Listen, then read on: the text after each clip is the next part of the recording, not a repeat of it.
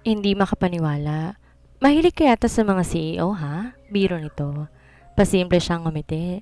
Sinubukan ni Kobli ang kaba at binaling ang tensyon sa mga kamay niyang kanina pa, higpit na higpit ang kapit sa dress niya. Hindi naman masyado, rason pa niya. Kung ganon, kilala mo rin ako? Sabad ng lalaking sumulpot sa likod ni Magnus. Hulaan mo ang pangalan ko. Ang totoo, hindi niya ito kilala. Kinagat niya ang nanginginig na mga labi. Anong pangalan ang sasabihin niya para makalusot siya? Ayaw niya rin mapahiya ito. Tumahimik ka, August. Huwag mong bilugin ang ulo ng sekretary ko. Sapat na si Priscilla ang bilugin mo. Sumbat ni Elliot sa naiinis na tono. Lumapit to sa kanya at tinilang siko niya dahilan para madikit ang katawan niya sa gilid nito. Natauhan siya na maalala niya si Priscilla. Kaibigan niya ang lawyer na yon. Naging kaklase niya sa isang klase ng college siya. Binanggit din itong may matinditong kaaway. Ito ay si August Malyari, ang makulit na lalaking may matinding galit sa kaibigan niya. So enough with this. Magagala kayong makilala ni Rose, sabi ni Elliot. Tumalikod ito na hila-hila ang kamay niya. Naglakad sila pabalik sa pwesto ng nanay nito. May oras pa naman sa pakikipagkwentuhan bago magsimula ang programa. Elliot, sandali, habol ni Rainier. May ipapabor sana ako, sabi ulit nito nang huminto sila. Hindi lumingon si Elliot, kaya sa pwesto ng fiancé niya sa harap nito. Pwede ko bang maagaw sandali ang sekretary mo? Pakiusap nito habang sinusulyapan siya. No! Walang patumpik-tumpik na pagtanggi nito. Nanlaki ang mga mata ni Rainier. Umatras to at akmang aalis. Sir, wala namang problema. Sigurado ko mabait si Sir Rainier. Pangungumbinsa niya. Bumuga ng hangin si Elliot. Binitawan ang kamay niya.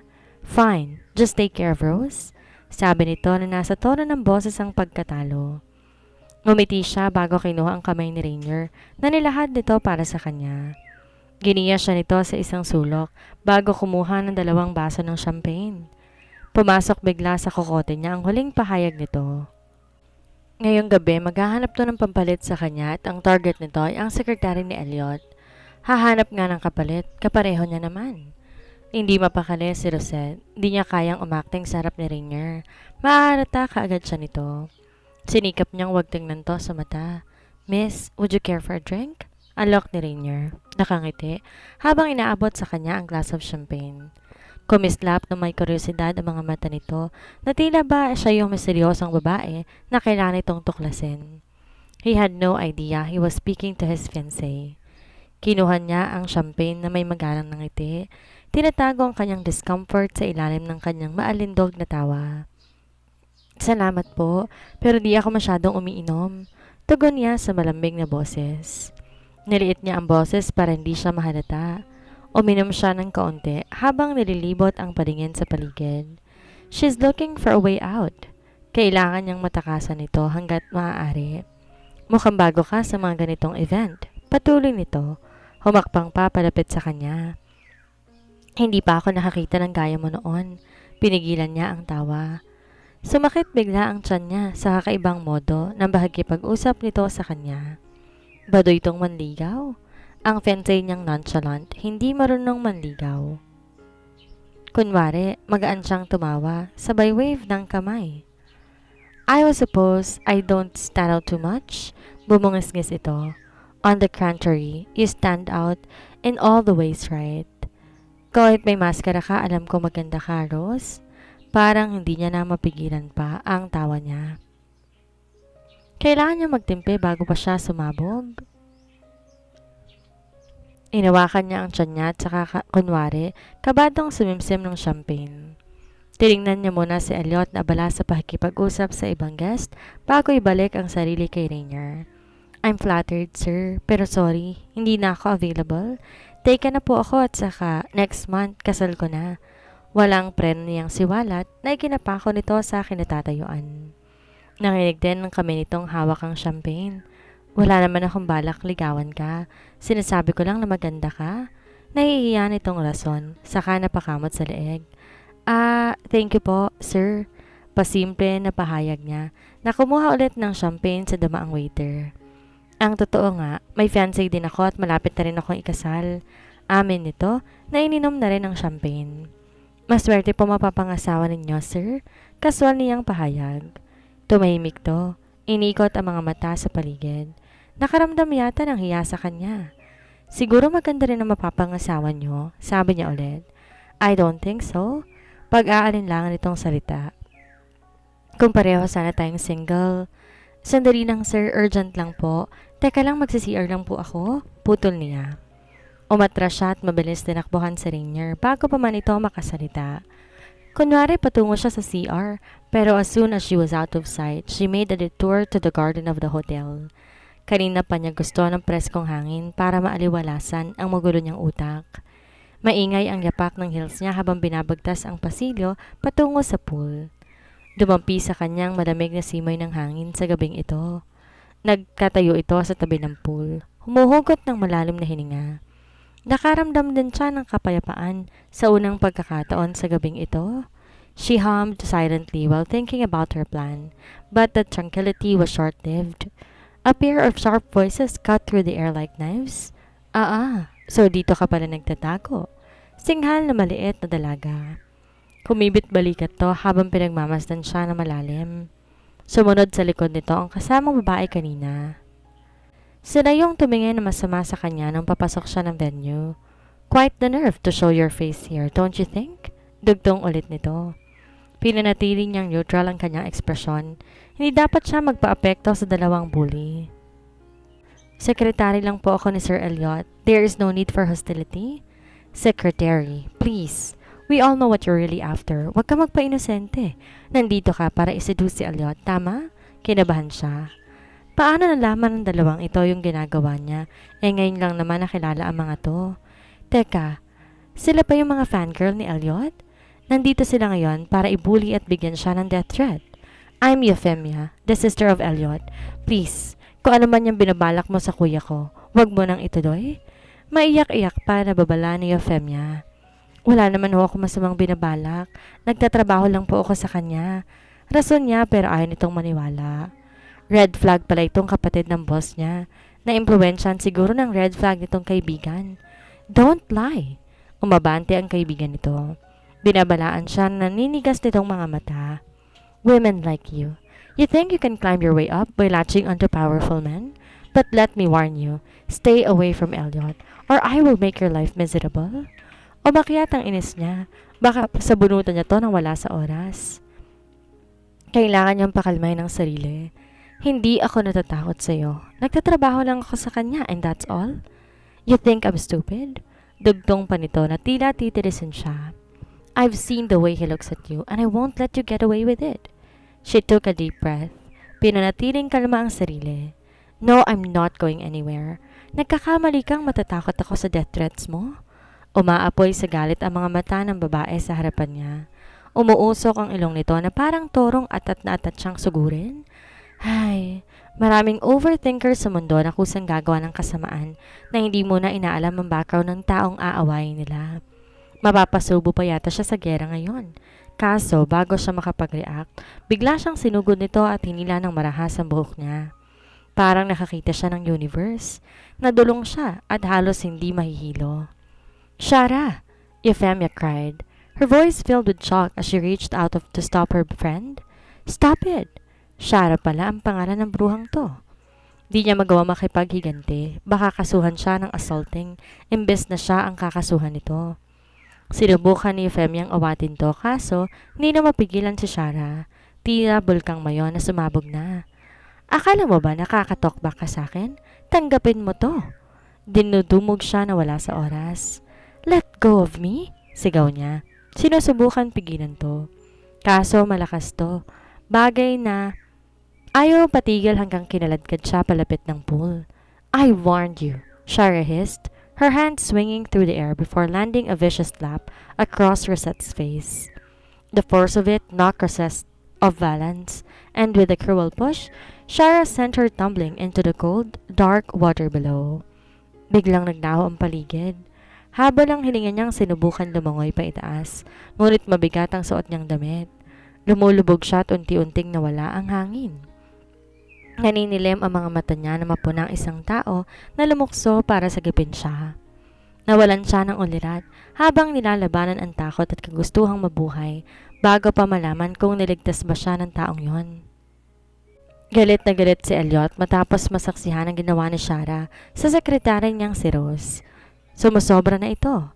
Matapos itong itulak si Rose, dinagsa siya ng panik at di nagatubiling tumakbo para sagipin ang dalaga. Wala siyang pakialam kung tatalikuran niya ang mga kausap na clients ngayon. Top priority niya si Rose. Top priority niya si Rose. Para siyang sinakluban ng langit at lupa sa sobrang takot mapahamak ito. Sinisisi niya ang sarili sa pag-iwan dito. Alam niyang simpleng tao ito at hindi sanay sa ganitong okasyon, lalo na sa mga mayayaman at maimpluwensyang tao na naririto sa ngayon. Hindi niya gusto ang pag-humiliate nila kay Rose.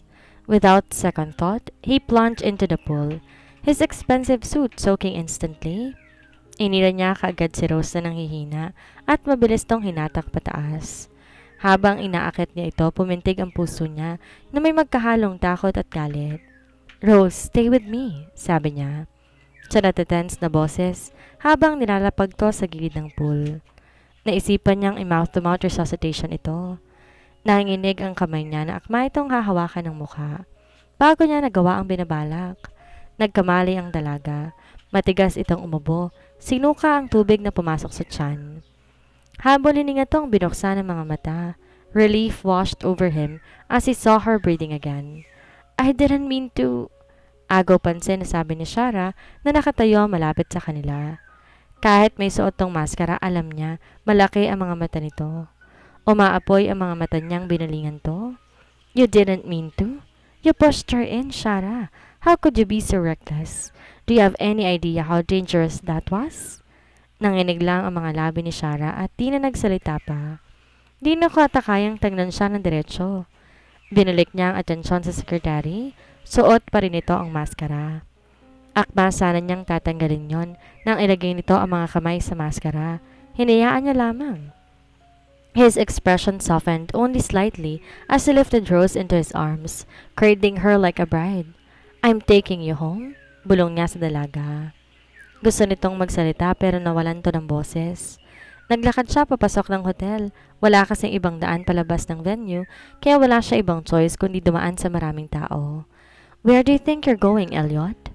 Sinalubong siya ng ina niya. Katabi nito ang ama niya. Ayaw niya sanang pansinin pero nasa mga mata nito na hindi nito nagustuhan ang ginagawa niya. Bumubuhat siya ng babae na hindi niya na-fiancé. "I'm taking her home," he announced firmly. "No," tutol ni Marguerite. Malamig at maotoridad ang boses. "You are not taking her anyway."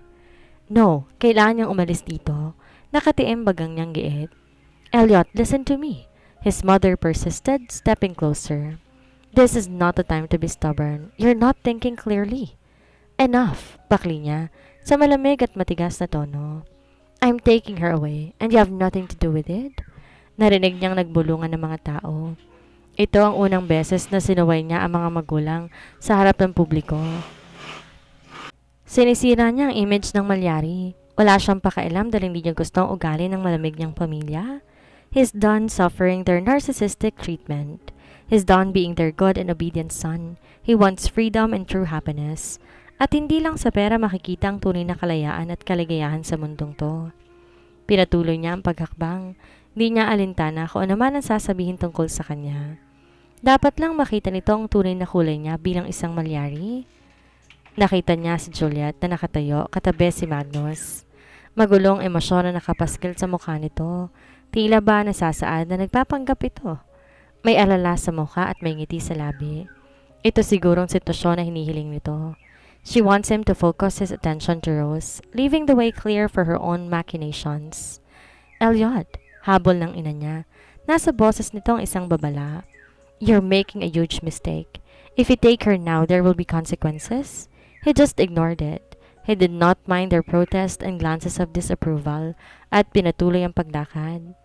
Binigay niya lahat ng atensyon sa babaeng nasa bisig niya, the one who had, despite everything, become the center of his world.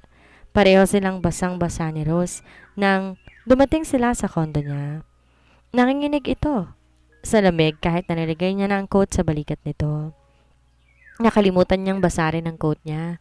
"Sir, kaya ko naman umuwi sa bahay. Ayoko pong abalahin kayo. Go, change your clothes." Putol niya at saka inabutan to ng tuwalya. Wala po akong damit dito. Reklamo nitong namumutla na ang bibig. Lumapit siya kay Rose para tanggalin ang maskara nito. Hindi nagreklamo ang dalaga. Yumuko to at iniwas ang tingin sa kanya. I will lend you my shirt. Tipid niyang pahayag habang kinukuha ang remote. Hindi humakbang ang sekretary niya. Tahimik to pero ilang beses nagtangkang ibuka ang bibig pero hindi magawa magsalita. Inikot muna ang mga mata bago isalubong sa kanyang mga mata. Ang totoo po niyan, wala po akong underwear. Tapat nito at binalik ang tingin sa sahig. Namala yata ang pisngi at tenga niya. Kinamot ang batok at natatarantang umikot-ikot. Basa, maligo ka't magbihis. Ako nang bahala. Tumango na lang ang dalaga, diretsong pumasok sa banyo. Sinapon niya ang noo. Nag-isip at pumunta sa walk-in closet niya. Tila nag-ilaw ang isipan niya na maalala na may iniwang panty si Euphemia sa kanyang kotse noon. Hinanap niya agad sa kailaliman ng closet. Nakita niyang nakalagay pa sa package. Ngumiti siya habang kinukuha ang shirt at mabilis tinungo ang banyo. Narinig niya ang lagaslas ng tubig. Nagsha-shower si Rose. Bigla siyang nanginig. Naramdaman ng mga paru-paro sa tiyan. Naliligo to kung saan siya madalas naliligo. Ito ang kauna-unahang babae na pumasok sa kondo niya bukod sa nanay, kapatid at ni Juliet. He really don't know her yet but soon he will study her family background. Para siyang masisiraan ng bait sa babaeng to. Why he suddenly want her by his side? Hindi niya gustong katabi-tobi ng sekretarya kundi bilang future spouse. Natigilan siya sa harap ng pintuan ng banyo. Kinakalog ang ulo. Huminga siya na malalim bago tawagin to. Rose, I'll get the shirt and the panty outside. Kunin mo lang kapag tapos ka ng maligo. Pahayag niya. Kinuha niya ang isang silya para ipatong doon. Hindi niya hinintay na sumagot ang dalaga at mabilis siyang bumalik sa sala. Kailangan niya muna na mahabang pasensya at pahupain ang lumalakas sa pakiramdam niya para dito. Ilang sandali, lumabas si Rose sa banyo. Suot na nitong oversized shirt. That soft fabric hung loosely on her frame, but it clung to her curves in a way that made Elliot's breath catch. She was stunning, and the way the shirt accentuated her figure made him feel an unexpected rush of desire.